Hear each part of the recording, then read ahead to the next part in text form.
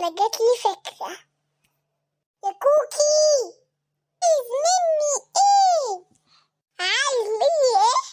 خدي لعبتي يا كوكي.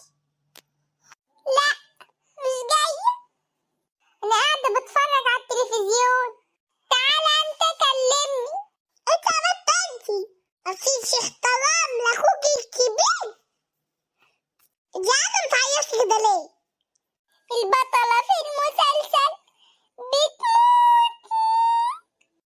أنت بتعيطي على المسلسل؟ ركزي معايا، أنا عايزك في موضوع مهم. عايز مني إيه يا جمال؟ بصي يا كوكي، إحنا هنضحك على بابا وماما ونقول لهم إن إحنا عندنا درس، وناخد الفلوس نشتري بيهم آيس كريم وحلويات.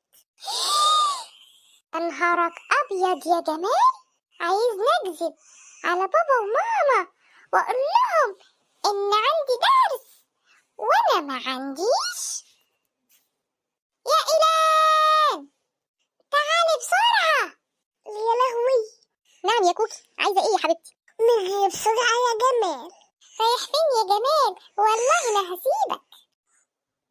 بصي يا إيلان، جمال كان عايزني أقول لبابا وماما إن إحنا عندنا درس وإحنا ما عندناش.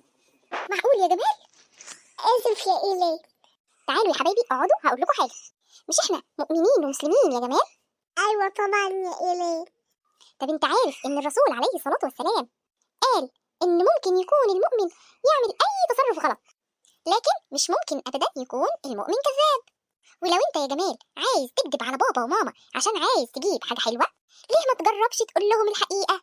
أنا يا بابا عايز أجيب آيس كريم أو أي حاجة حلوة، وهتلاقي بابا ادالك فلوس فورا بدل ما تكذب عليه وتاخد حاجة مش من حقك، وكمان يكون حرام عليك. فعلا عندك حق، أنا مش هكذب تاني.